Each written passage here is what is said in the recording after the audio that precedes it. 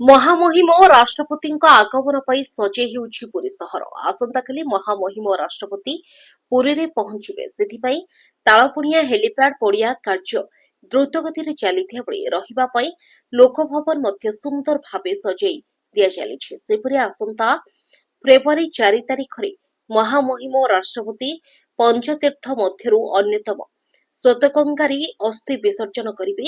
ତେଣୁ ଶ୍ୱେତଗଙ୍ଗାକୁ ଅତି ସୁନ୍ଦର ଭାବରେ ସୌନ୍ଦର୍ଯ୍ୟକରଣ କରାଯାଉଛି। ରାଷ୍ଟ୍ରପତିଙ୍କ ଆଗମନ ପାଇଁ କେବଳ ପୁରୀବାସୀ ନୁହେଁ, ଓଡ଼ିଶାବାସୀ ଭବ୍ୟ ସ୍ୱାଗତ କରିଛନ୍ତି। ରାଷ୍ଟ୍ରପତିଙ୍କ ଆଗମନକୁ ପୁରୀ ଜିଲ୍ଲା କଂଗ୍ରେସ କମିଟି ସଭାପତି ଇଞ୍ଜିନିୟର ରାଜେଶ ମିଶ୍ର ସ୍ୱାଗତ କରିବା ସହିତ ପଞ୍ଚତୀର୍ଥ ପାଇଁ ଦୁଃଖ ପ୍ରକାଶ କରିଛନ୍ତି। ସେ କହିଛନ୍ତି ଯେ ପଞ୍ଚତୀର୍ଥ କେତେ ଅବହେଳିତ ଅବସ୍ଥାରେ ଅଛି, କିନ୍ତୁ ଆଜି ରାଷ୍ଟ୍ରପତି ଶ୍ୱେତଗଙ୍ଗା ଆସିବେ ବୋଲି ଶ୍ୱେତଗଙ୍ଗା ସୁନ୍ଦର ଭାବରେ ସଜେଇ ଦିଆଯାଉଛି। ଯଦି ପଞ୍ଚତୀର୍ଥକୁ ସେଭଳି ସୌନ୍ଦର୍ଯ୍ୟକରଣ କରାଯାନ୍ତା, ପର୍ଯ୍ୟଟକ, ତୀର୍ଥଯାତ୍ରୀ, ଶ୍ରଦ୍ଧାଳୁମାନେ ଖୁସିର ସହିତ ପଞ୍ଚତୀର୍ଥ ବୁଲି ଯାଆନ୍ତେ। ପୁରୀରୁ ରମେଶ ସାହୁଙ୍କ ରିପୋର୍ଟ, ଓଡ଼ିଶା 24 ନ୍ୟୁଜ୍।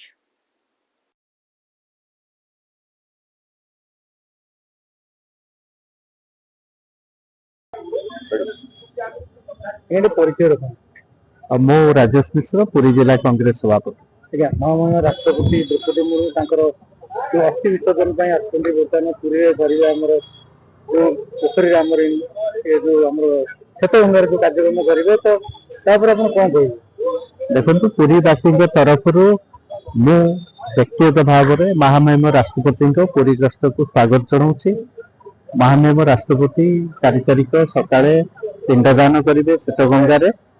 ସବୁଠୁ ବଡ଼ ଖୁସି ଲାଗୁଛି ଯେ ମହାମହିମ ରାଷ୍ଟ୍ରପତି ଆସିବାର ପ୍ରୋଗ୍ରାମ ହେଲା ପରେ ଯେ ଶ୍ୱେତଗଙ୍ଗା ପୁଷ୍କରଣୀ, ଯାହାର ଅବସ୍ଥା ଅତ୍ୟନ୍ତ ଶୋଚନୀୟ ଥିଲା, ତାହା ବର୍ତ୍ତମାନ ଅତି ସୁନ୍ଦର ଭାବରେ ସଜ୍ଜିତ ହୋଇକି ଅଛି ଏବଂ ଲୋକମାନଙ୍କର କାମରେ ଆହୁରି ଭଲ ଭାବରେ ଶ୍ୱେତଗଙ୍ଗା ପୁଷ୍କରଣୀ ଲାଗିବ ଲୋକମାନଙ୍କ କାମରେ।